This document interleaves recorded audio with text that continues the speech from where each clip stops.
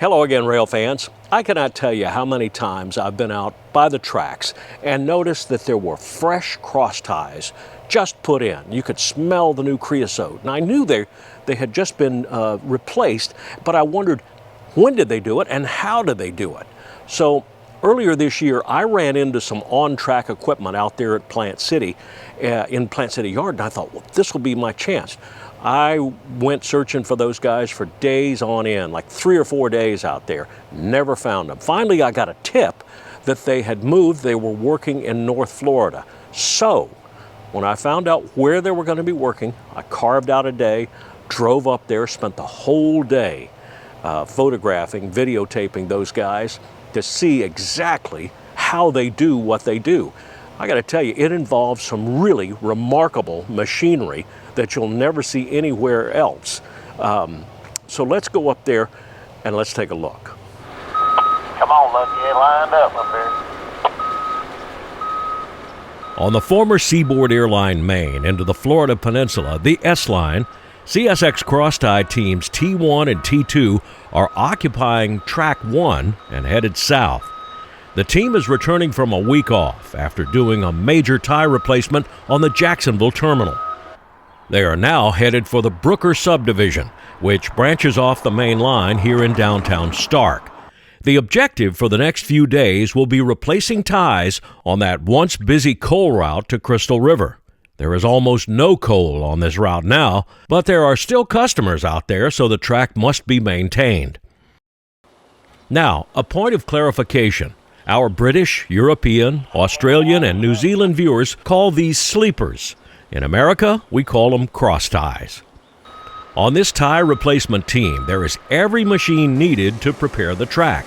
Sweep ballast away, mark the ties to be swapped out, pull the spikes, spread the clips, pull the ties, pick up the spikes, insert new ties, and do it all while the rail stays in place.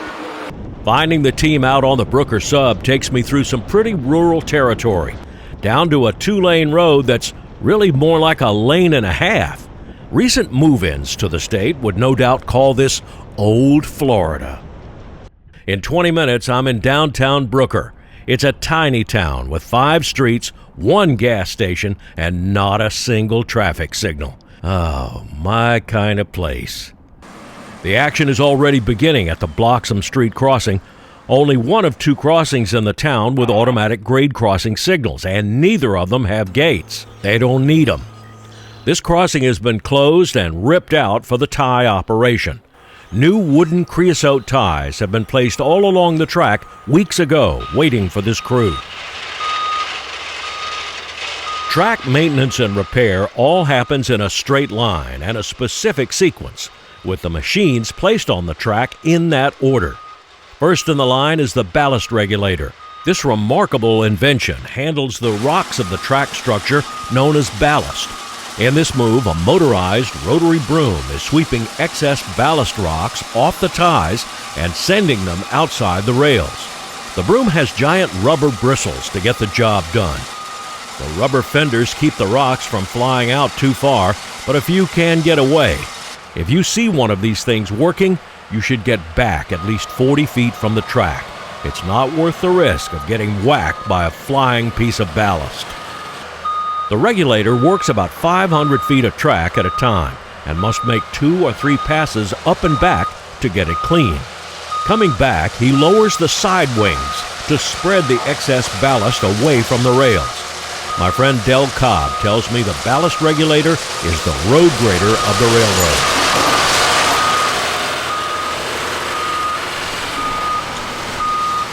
Following closely behind is the paint buggy. This guy's job is to mark the ties to be replaced by painting a yellow stripe in a spot that can be viewed by the machine operators coming behind that will do the swapping. I'm not sure why, but the paint buggy operator has to manually mark the ties in the street crossing, then come back with the machine and paint them. Next in the line is the Rabbit tie handler. This is the first of several of these we'll see today.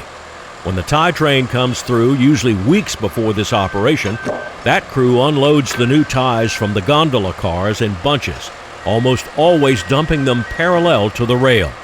This rabbit tie handler crane picks the ties up and turns them 90 degrees so that they're now at the right angle to be installed. This is the first phase of the tie installation. Now it's time to begin pulling out the spikes, John Henry in reverse. And just like everything else out here, there's a machine for that. The spike puller, a computer-guided, microprocessor-controlled miracle.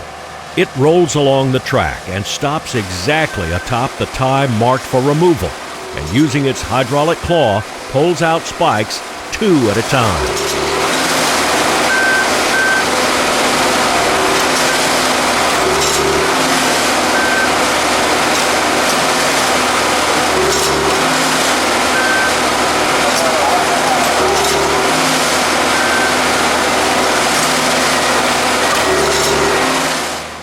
After working a specified length of track, he backs up and goes again, this time working the other rail. This beast can yank out spikes on both sides of the track. The spike puller has some serious-looking rotary brushes on the front for clearing the track, but this team does not need them because the lead ballast regulator does all the sweeping for them. Following right behind is the scrapper. This fella picks up where the spike puller leaves off, or rather, what he leaves behind. The wheels spinning at the bottom of the scrapper are magnetized so as to attract the just pulled spikes laying right next to the rail. They stick to the conveyor belt and ride it up the hill until they're flung into the bin below. 4 belts on the scrapper get the inside and outside spikes left beside both rails.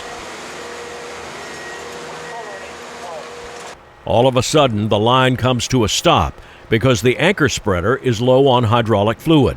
For this team, running out of hydraulic fluid is just as serious as running out of diesel fuel. Everything here operates hydraulically. It provides the muscle that enables these machines to do their work. That's why CSX has a complete team of mechanics and service vehicles that follow the track machines wherever they go. They're ready for any mechanical breakdown or routine maintenance needed. It's kind of like the circus.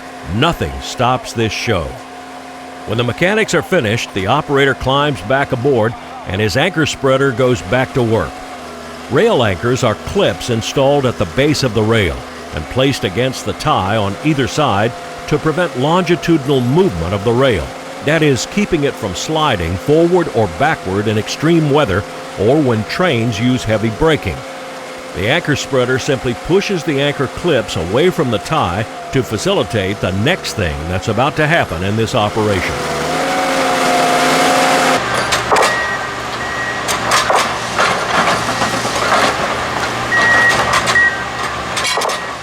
It's not magic, but it is ingenious. One machine, in one action, lifts the rail that it is sitting on and then pulls the old tie out from under itself. Is there a Nobel Prize for railroad maintenance? Because it seems like the inventor of this thing ought to get one. This is the trip machine, or pull-out trip. I noticed that he's not pulling the old tie all the way out, but leaving the very end still under the rail. I guess that provides support for the heavy machine until he moves off of that section.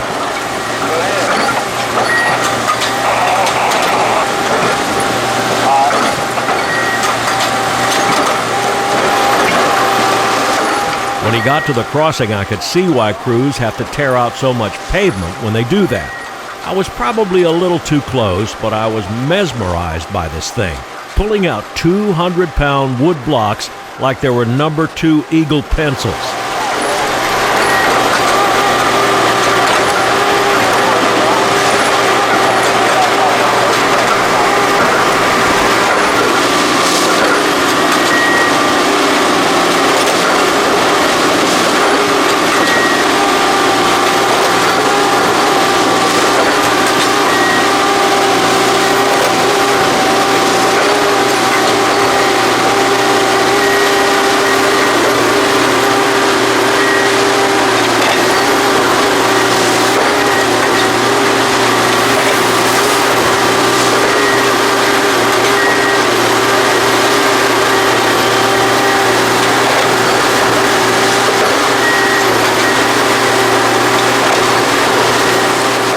It must have been a little while since CSX replaced timber on the Brooker sub. In some spots, they're pulling out 5 out of every 6 ties. The parade rolls on, and now come the magnets. Both Magnet 1 and 2 are picking up steel tie plates, which have been scattered during the tie removal. Operators are picking up the plates and dropping them as close to the rails as possible.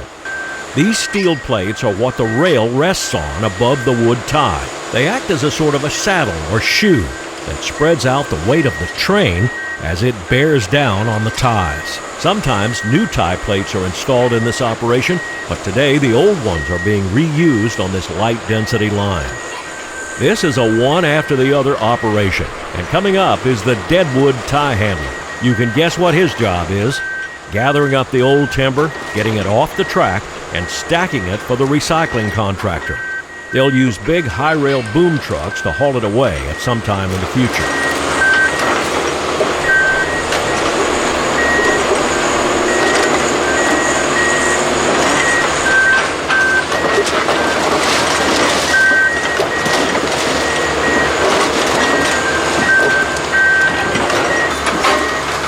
Right behind is another tie handler, actually 2 of them working together. They pick up the new ties and position them as close as possible to the spot where they'll be put in place onto the rail.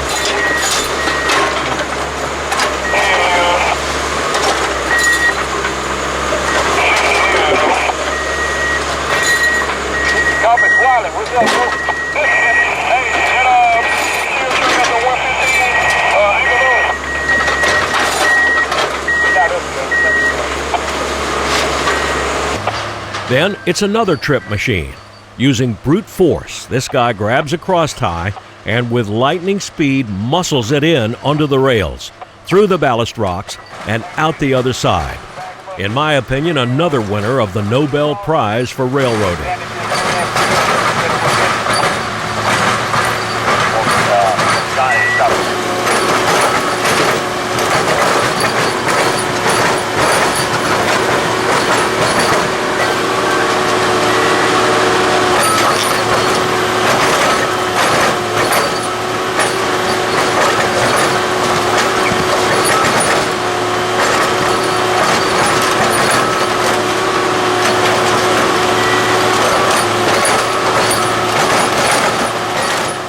Up ahead, machines are still placing new ties and pulling the old ones out.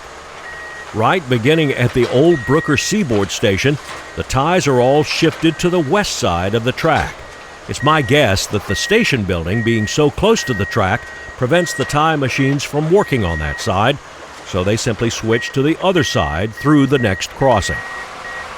Now comes a segment of the project where no machine is required, just manpower. Members of the team dismount and, using special hooks, grab up those tie plates the magnet machines dropped earlier and place them atop the new ties exactly where they're needed. I guess they don't yet have a machine that does this.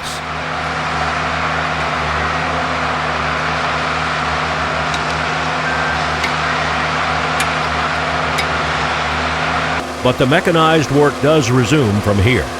The next machine is the rail lift. It clamps the rail, lifts it up, and pushes the plates underneath with little metal fingers on each side, slipping them pretty much exactly where they're going to be needed.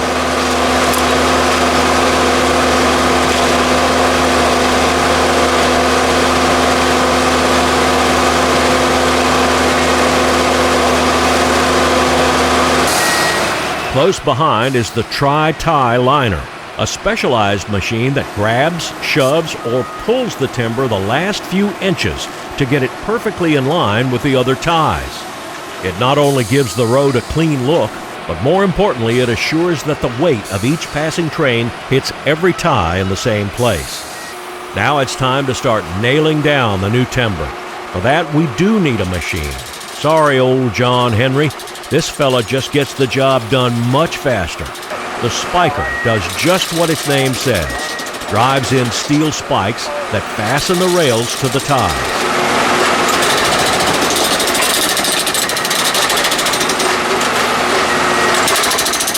This beast has camera and computer guidance because it gets lined up over the holes in the tie plates at a lightning pace. It rolls quickly in place and drives them in. Spikes are fed to the driver through a chute that's loaded from the cab. There are 4 machines still coming that are required for this process, but unfortunately I could not hang around, so I missed those. But I did catch the last machine when they were working in Jacksonville a week earlier. My friend Dustin Wally tells me this is one, if not the most important machines in the line, the GRM 3000T tamper. It performs a whole series of track adjustments at once.